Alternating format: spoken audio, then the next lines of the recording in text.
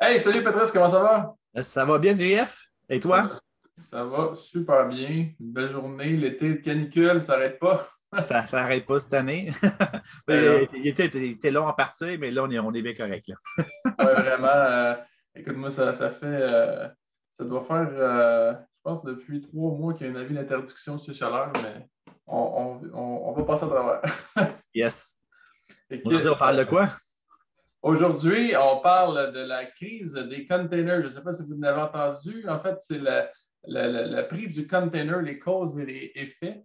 Donc, on va parler de ça. On passe ça maintenant. Yes.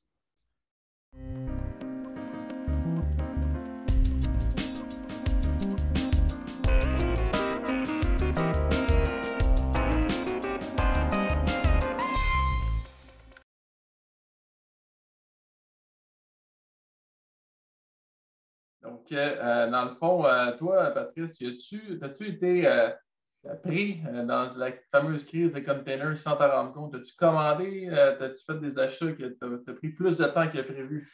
Mais moi, j'ai cherché, comme plusieurs Québécois, un rack à vélo pour mettre sur le vélo, mettre sur la voiture. Oui, oui, oui. Amazon, il n'y en avait pas, il n'y en avait pas de nulle part. J'ai finalement pu en trouver un, mais disons que les recherches ont été plus longues et ardues que j'aurais cru. Ah, J'imagine que je ne suis pas le seul, là. ah non, non, écoute, mes parents, moi, ils voulaient s'acheter un frigo. Puis le modèle qu'ils voulaient, c'était pas disponible avant 1 an. Et ils n'ont aucune idée c'est quand ça va arriver. Puis moi aussi, j'ai vécu personnellement, j'avais acheté un chariot au mois je pense au mois de février, au mois de mars. On l'a reçu au mois de juillet. C'est incroyable. Fait que, tu sais, la crise de container, c'est quelque chose qui est vraiment. En fait, c'est probablement une des pires séquences de tous les événements qui sont arrivés back à back. Fait que je propose de commencer ça par peut-être une petite historique là, de chronologie, comment on est rendu à ça C'est aujourd'hui. comme une tempête parfaite dans le milieu des containers. C'est ça, exact. C'est vrai. Fait que, tu sais, si on se remet dans le passé, là, en mars 2020, on a eu bon, le début de la crise en Amérique, mais ça faisait déjà certains mois là, que ça commençait à se faire subir en Asie. Donc, dans le fond, on a eu une chute massive des demandes, des produits, des biens essentiels, des biens de luxe, peu importe, qu'il y avait une baisse. Donc, les producteurs de containers ils ont décidé de réduire leur flotte de 30. Les bateaux, ils restaient ancrés. Les entreprises ne savaient pas trop sur quel pied danser. On faisait face à une crise historique. Bref, la demande était vraiment en baisse à ce moment-là. Puis après ça, on a eu, en parallèle à ça, les pays se sont retournés de bord.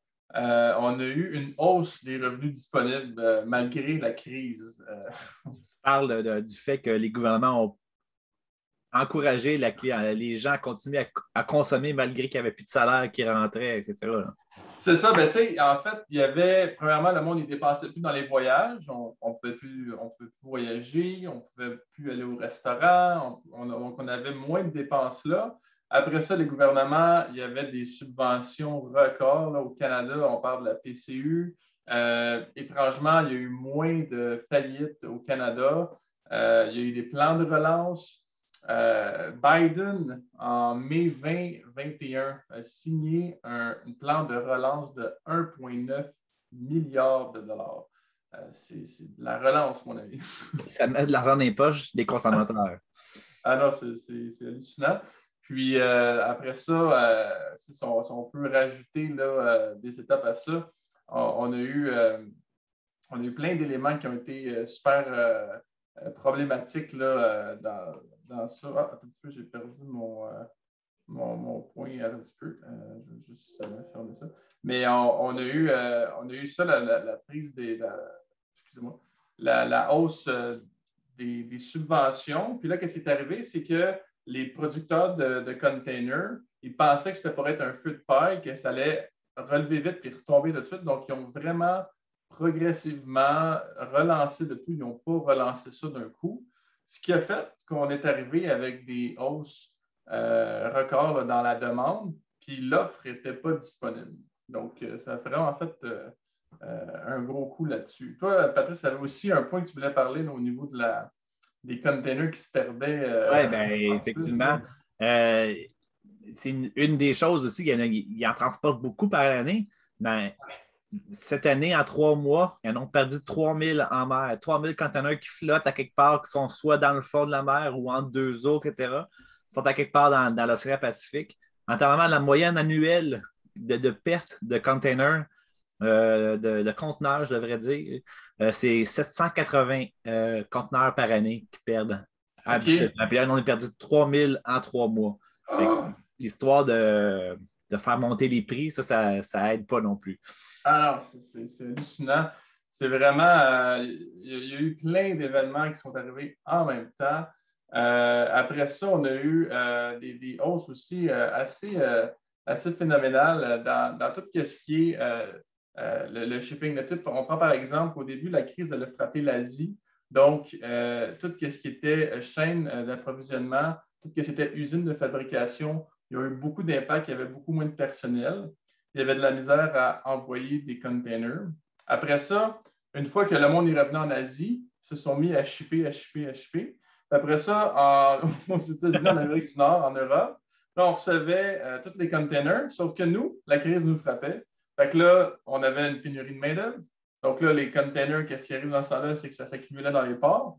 Puis là, Il y a eu une goutte qui devait déborder le vase, par exemple. Le fameux Ever Given pris dans le ouais. canal de Suez. Ça, ça ralentit un peu la chaîne d'approvisionnement. Ça, là, c'était hallucinant, là, vraiment. Écoute, ça a fait les manchettes. Là. Si je ne me trompe pas, il a fallu que Evergreen paye 1 milliard là, pour récupérer. Son bateau et les containers dessus, ouais, c'est ça. Ça a vraiment frappé fort. Puis après ça, comme si ce n'était pas assez, la variation de la production des containers a aussi été un impact majeur. Pour vous donner une idée, là, en 2017, on avait une production de 3,7 millions de containers qui sont faits dans cette année-là. Puis on a mis une mise au record de 1,9 million. Donc, ça, c'est des vieux containers qui sont plus pratiques. Donc, on avait un différentiel de plus 1,7 million. OK? Fait que ça, c'est quand la demande était en 2017, ça avait une croissance qui était plus ou moins normale. Puis après ça, on est arrivé avec la crise en 2020. Ils se sont dit, on va fabriquer moins de containers parce qu'on ne sait pas sur quel pied danser, on ne sait pas l'avenir, ça s'en va où. Donc, on avait des containers produits, on a quand même produit 2 millions de containers, sauf qu'il y en avait 3,3 millions qui ont été mis au rencard. Donc, on s'est retrouvé avec un différentiel de moins 1,3 millions de containers là-dessus. C'est sûr que les 3000 perdus en mer, c'est pas beaucoup par rapport à ça, mais quand même. Ah, C'est un gros déficit en quantité disponible. non, non, c'est ça. Puis là, dans le fond, on est arrivé avec des bouchons dans les ports parce que, premièrement, il n'y a plus de containers disponibles. Puis ceux qui sont disponibles, ben, les prix augmentent.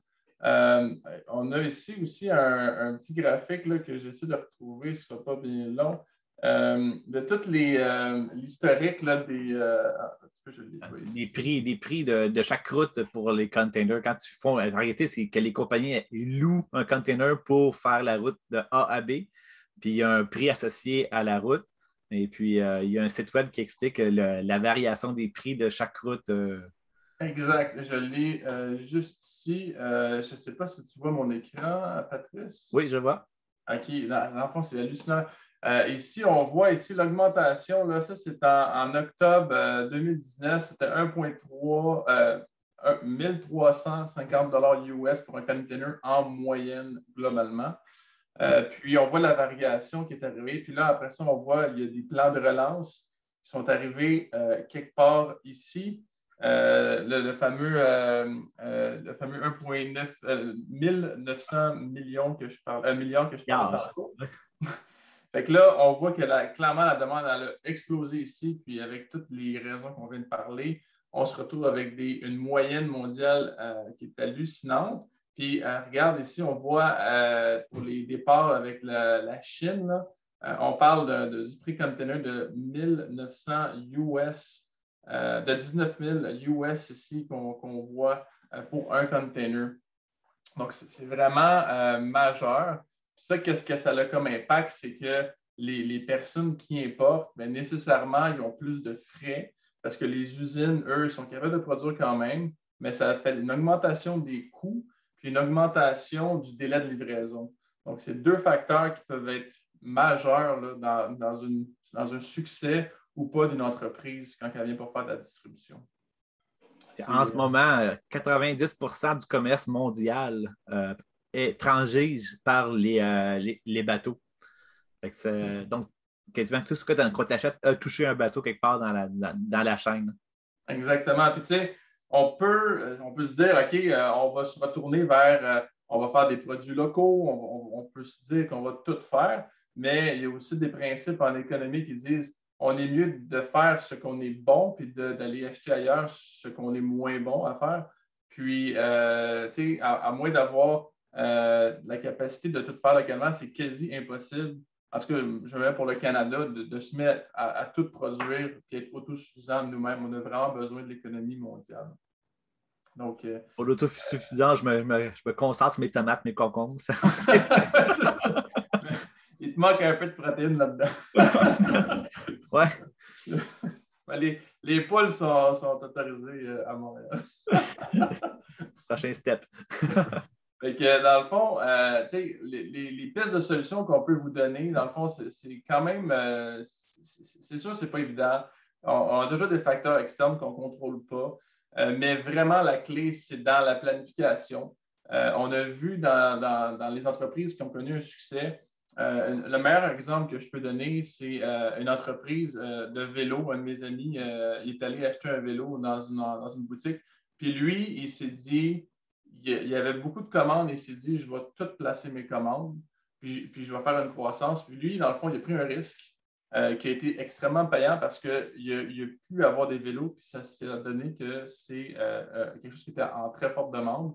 Donc, ça a été un succès pour lui. Par contre, si je prends un scénario, mettons hypothétique, s'il était dans l'incertitude, il n'aurait pas fait la commande, mais là, on aurait eu une augmentation majeure au niveau des délais de livraison, une augmentation dans les coûts. Puis, tu mentionnais tantôt là, un lien sur Facebook d'un vélo que tu as acheté.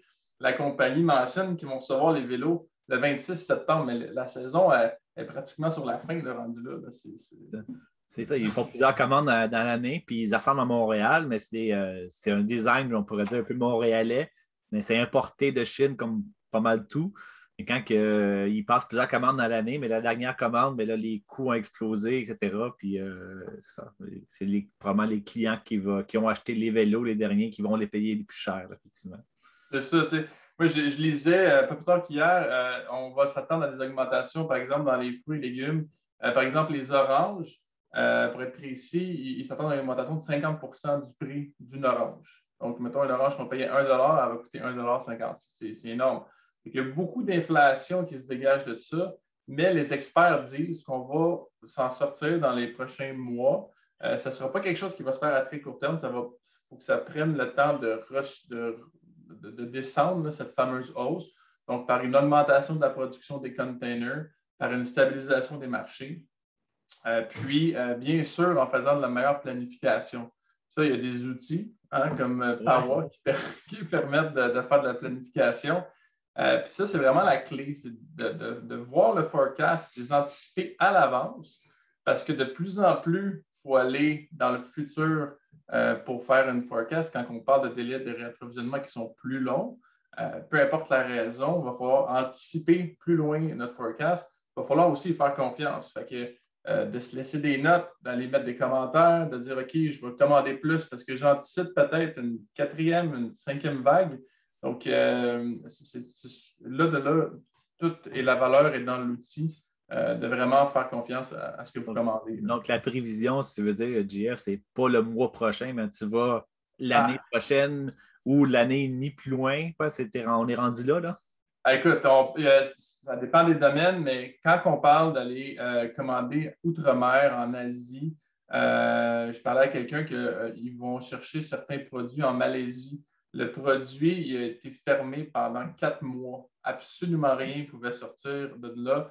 Puis seulement une fois que les 2 doses de vaccin étaient vaccinées, qu'on pouvait avoir un retour au travail. Donc, on peut imaginer l'approvisionnement en vaccins, comment c'est compliqué là-bas. Puis le retour, comment il doit se faire lentement dans les usines.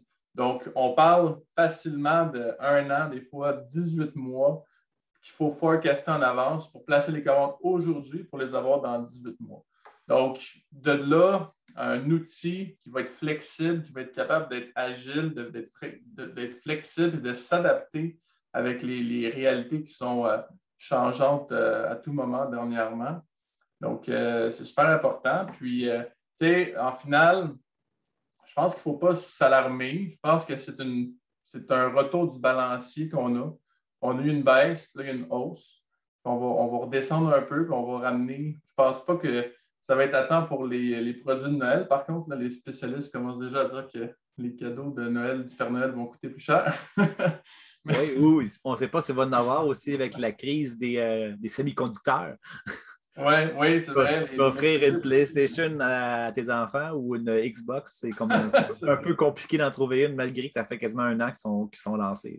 Non, effectivement. Donc, écoute, on va devoir être flexible, être agile, se retourner de bord. Puis, mais écoutez, on n'est pas inquiet quand même du futur. C'est juste une phase qu'il faut traverser. Puis, il faut en profiter de ça pour s'armer d'outils. Au pire, mes enfants de Noël vont avoir un orange dans leur bas.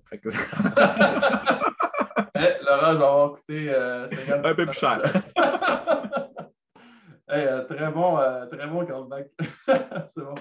Fait que, écoute, Patrice, c'est toujours un plaisir de faire les Power Hebdo avec toi. Merci de m'inviter. J'ai le plaisir. Je te souhaite une excellente semaine. Puis on se reparle la semaine prochaine. Okay. Bonne semaine. Bonne semaine, à bientôt. Bye.